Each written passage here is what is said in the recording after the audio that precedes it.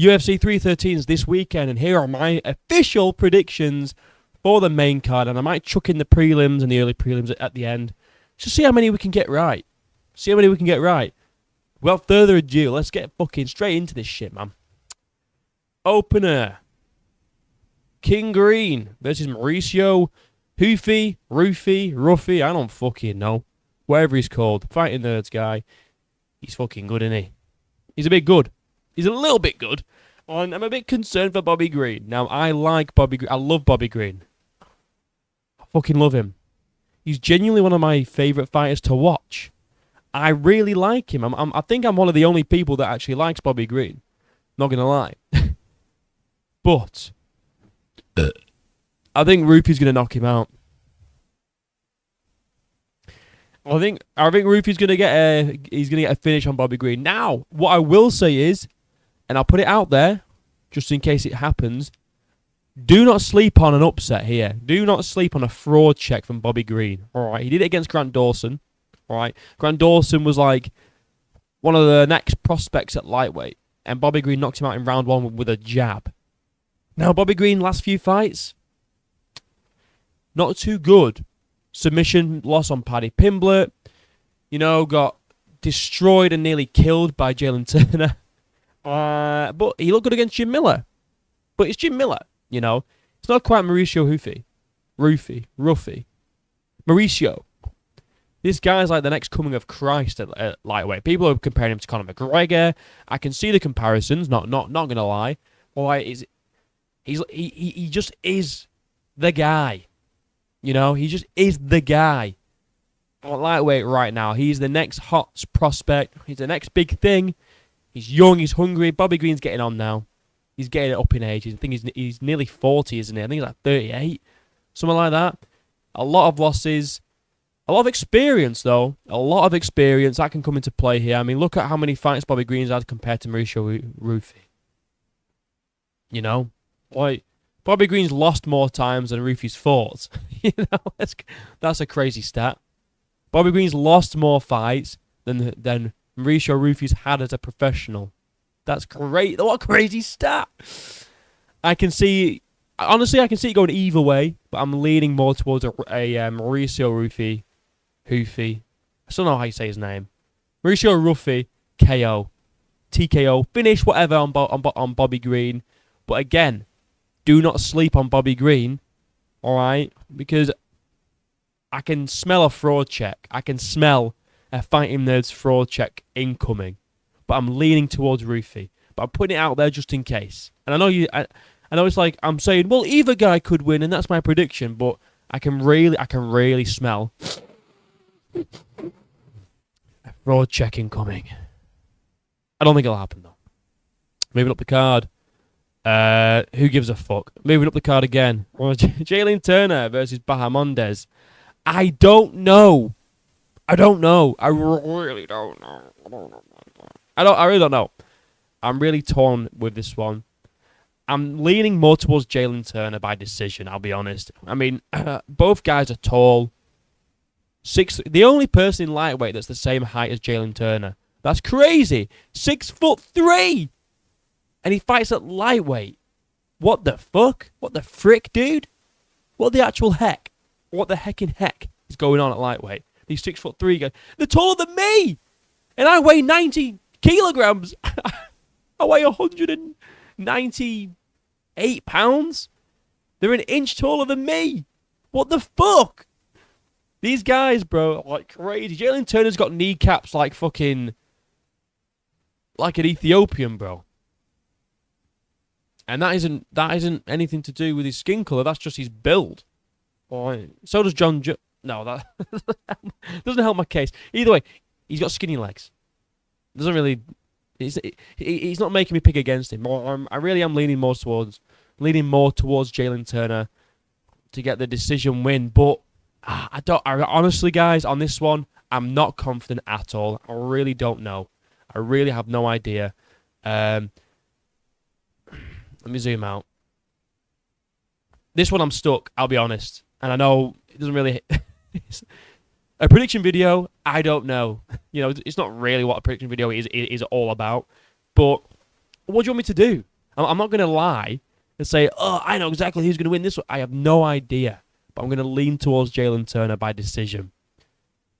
I think he's an underdog, though, as well, isn't he? Yeah, he is. He's an underdog, plus 105. So maybe it's an underdog pick. I have no idea, though. I'm really, really stuck on that one. But moving up the card. This is a sad one, guys, because I think it's over for Gaethje. It's over. It's over. Let's get my fucking Mark Goddard in there, bro. I don't think you can come back from a knockout like Gaethje did and be the same guy. I don't. That Holloway fight is Gaethje's Tony Ferguson fight. Justin Gaethje basically destroyed Tony Ferguson's career. Alright? He beat him up. He beat him the fuck up. Destroyed him. And then what happened? Lost. Didn't win a fight since. That is going to be Justin Gaethje. I think Max Holloway's beatdown and knockout was the nail in the coffin for Justin Gaethje's career. I'll be honest. And yeah, Fiziev's coming back off an injury. I think it was an ACL or something. He's coming back off an injury, pretty serious one. But I think that's why he's going to win. He's coming back with something to prove. You know, he's got nothing to lose, everything to gain. If he loses to Gaethje, so what? He's ranked number 11. Gaethje's number 3. It doesn't really matter an awful lot. And it's Gaethje. But if he beats Gaethje, he's right up there in the top 5. And he's getting closer to a title shot. He's going to go in balls to the wall here. And the first fight was amazing. Pretty close fight. But I really don't see Gaethje being the same guy after that Holloway fight. And if he comes in with that sort of fire, his chin's not going to hold up. Especially against Fiziev. So I'm really leaning towards a Fiziev win here via stoppage. But saying that, it's 3 rounds now, isn't it? And that's another thing, too. Gaethje actually wanted it to be 3 rounds. And I'm pretty sure, someone can correct me if I'm wrong, he asked for it to be 3 rounds against Dan Hooker. I think I saw that on Twitter or something like that. Even if that's not the case, he wanted this dropped down to 3 rounds. That kind of tells me he's not very confident. You know? But I think Fiziev's going to come in something to prove. Really going to lay it on Gaethje thick. Pause. But he is. Alright, he's going to come at him fast. You know? No bromo, but he's going to come at him fast. He's going to come fast and all night long. 15 minutes straight. You know what I mean? By stoppage. I'm thinking a stoppage in like late round 2, early round 3. That's my prediction for this fight. I mean, Gaethje could get it done again. That'd be crazy, and he can make another because he said he wants one more run at the title and then he's done. So I think this is going to be it. You know, you lose to Fiziev, you go down in the rankings, boy, and there's no way you're working your way back up. Especially with Ilia Topuria joining the mix. There's no fucking way Gaethje beats Topuria. Obviously, I won't give Fiziev a chance either against Topuria, but the point is Gaethje's old, he's getting on now. He's had a great career. He needs to stop, though, before he permanently damages his brain via CTE special. Fiziev by knockout. Or TKO. Now, these odds have changed again because when I looked yesterday, Pereira was the favourite. Now Ankalaev's back being the favourite now. I don't know what's going on. Wait, is he? No, he's not. No, he's not. No, Pereira's the favourite. Okay, good. I read them wrong. I thought he said plus 112. Right, here we go. The main event of the evening. Pereira versus Ankalaev. Who do I think is going to win? If you've seen my video about Pereira and Ankalaev that I did a few weeks ago now, maybe 1 or 2 weeks ago, you know who I'm picking.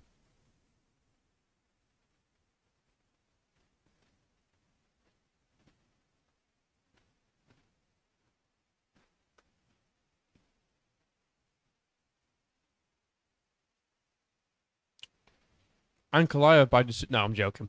Alex Pereira by a 3rd round KO. 3rd round KO.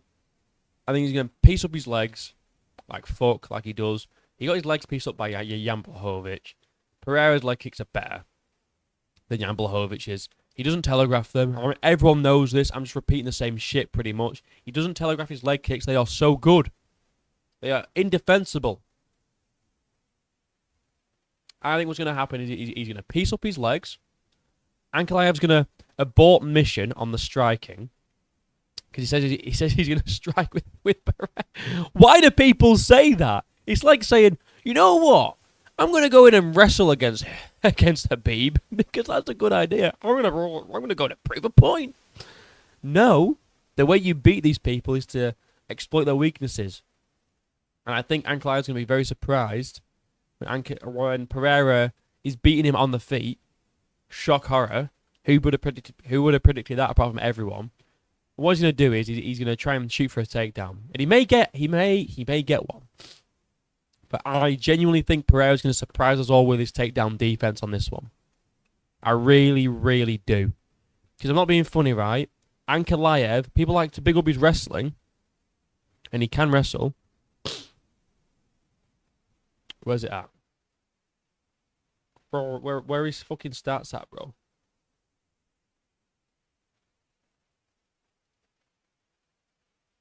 What's going on? What is going on here? Why is it doing that? Hold on.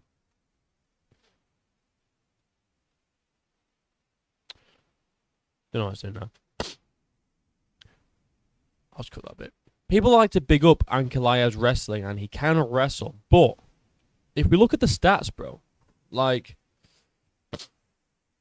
I actually have it here, to be fair. Takedown accuracy, 31%. 31%. On Pereira's takedown defense is 70. And I know a lot of people haven't tried to take him down, but that's not bad. It's not bad.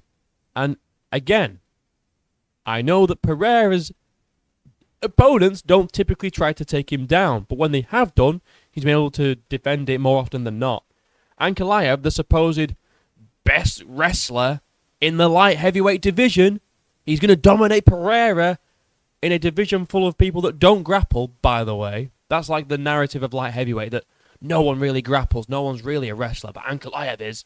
31% takedown accuracy in a division with barely any wrestlers in. All right. I don't see it. I really struggle to see it. I really struggle. I really, really do. And, you know, significant strikes landed per minute, 5.46 compared to his 3.64. Significant strikes landed, 63% of the 52%. Absorbed, 3.44, 2.37. Defense is about equal. But